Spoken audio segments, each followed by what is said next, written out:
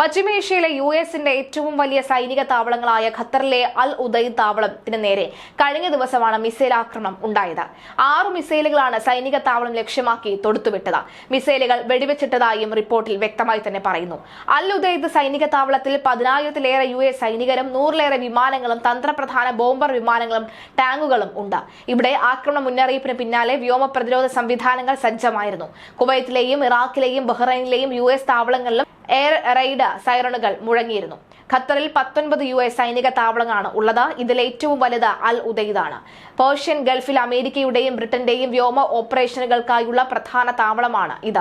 രാജ്യത്തെ പൗരന്മാരുടെയും സന്ദർശകരുടെയും സുരക്ഷ കണക്കിലെടുത്ത വ്യോമപാത താൽക്കാലികമായി അടയ്ക്കുകയാണ് എന്ന് ഖത്തർ പ്രഖ്യാപിച്ചിരുന്നു. സുരക്ഷിത സ്ഥലങ്ങൾ തേടി തങ്ങളുടെ പൗരന്മാരോട് UK US എംബസികൾ നിർദ്ദേശിച്ചതിന് പിന്നാലെയാണ് ഖത്തറിന്റെ ഉത്തരവ്.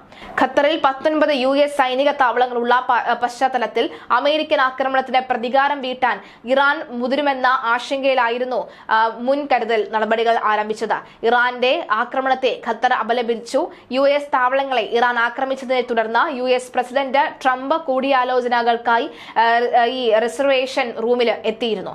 ഇറാനിൽ തുടരുന്ന ആക്രമണങ്ങൾക്ക് USഉം ഇസ്രായേലും UKയും ഫ്രാൻസും രാജ്യാന്തര ആണവോർജ്ജ ഏജൻസി ഡയറക്ടറും ആയിരിക്കും പൂർണ്ണ ഉത്തരവാദികളെന്ന് ഇറാൻ അറിയിച്ചു. നിരപരാധികളായ ഇറാനിലെ സാധാരണക്കാരുടെ മരണത്തിന് പൂർണ്ണ ഉത്തരവാദിത്വം ഇക്കൂട്ടർക്കാണ്. ഇസ്രായേലുമായുള്ള യുദ്ധം 2 വർഷത്തോളം നീണ്ടു നിൽക്കണമെന്നാണ് ഇറാൻ സർക്കാർ കണക്കുകൂട്ടുന്നത്. യുദ്ധത്തിന് അമേരിക്ക നേരിട്ട് വില തരേണ്ടി വരുമെന്ന് മുതിർന്ന ഇറാൻ ഉദ്യോഗസ്ഥർ CNN-നോട് പറഞ്ഞിരുന്നു. യുദ്ധം തുടരാനുള്ള ഇറാന്റെ തയ്യാറെടുപ്പുകൾ അളക്കാൻ വേണ്ടിയാണ് പോരാട്ടം അവസാനിപ്പിക്കണമെന്ന ആഹ്വാനങ്ങൾ വന്നത് എന്നാണ് ഇറാൻ സർക്കാർ വിലയിരുത്തുന്നത്. ഇറാൻ തലയ്ക്കുമീതെ തൂങ്ങുന്ന ഭീഷണിയെന്ന white house president secretary Karoline Leavitt പ്രസ്താവിച്ചതിന് പിന്നാലെയാണ് ഇറാന്റെ ഈ ഭീഷണിയും വരുന്നത്.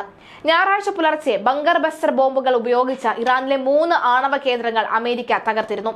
ഓപ്പറേഷൻ വൻ വിജയമാണ് എന്ന് ട്രംപ് പ്രഖ്യാപിക്കുകയും ചെയ്തതോടുകൂടി ഇറാൻ ഭരണകൂടം ഭീഷണിയുടെ ഭാഷയാണ് മുഴക്കുന്നത്.